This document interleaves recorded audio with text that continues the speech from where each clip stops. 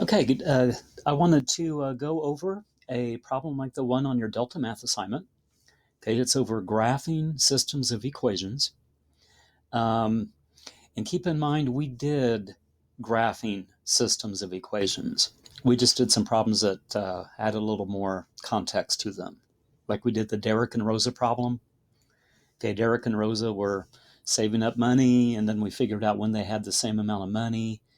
Okay, we did the Chris's bike price compared to Chris's money in the bank. And then we figured out where the two lines intersected to figure out when Chris could afford the bike.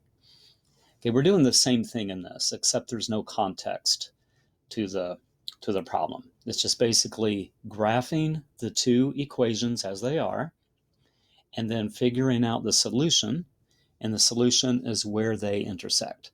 So I thought we would do one together.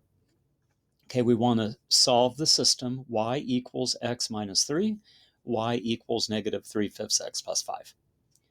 Okay, remember to graph a line given an equation. Look at the number at the end. That's the y-intercept. Look at the fraction in front of the x. That's the slope. And use those two things. Okay, the first equation, y equals x minus 3. That negative 3 is the y-intercept for the top equation. So I'm going to go to my deltamath site. I'm going to click negative 3 on the y-axis. Okay, and then I'm going to find my slope in front of my x as a fraction. Well, first of all, I don't have a number in front of x, but it's an understood number. It's understood to be a 1. So I have 1x. Okay, now I still want to make that 1 into a fraction because I need a rise and a run. If I don't have a fraction, I'm going to forget to run. So to change 1 into a fraction, okay, to change any whole number or integer to a fraction, just put a 1 underneath it. So my slope is 1 over 1. So rise 1, run 1 from my negative 3. So from my negative 3, I'm going to go up, and I'm just using my mouse pad, and I'm not clicking yet. I'm just going to go up 1, right 1. Okay, now I click. See, then my line appears. Okay, for my second line, my second equation, look at the number at the end, which is a positive 5.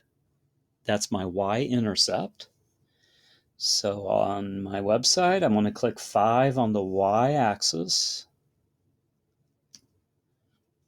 Okay, then I'm going to think about my slope, and I'm going to travel. My slope is negative 3/5. I personally don't like that negative kind of hanging around in front of the fraction.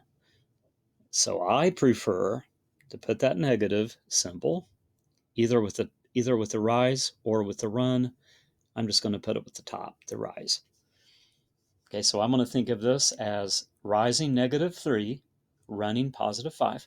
So I'm going to go down 3, right 5.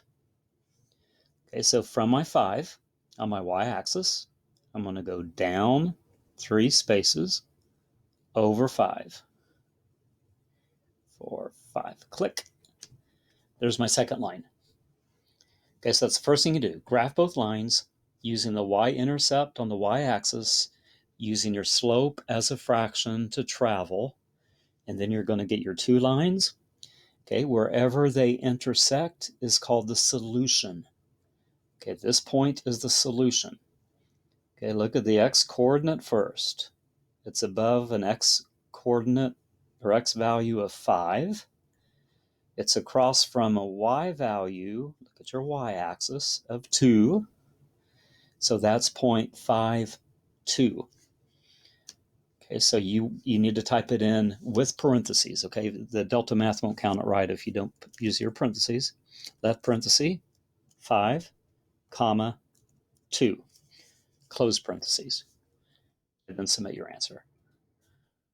Okay, it will always ask you if you really want that to be the answer.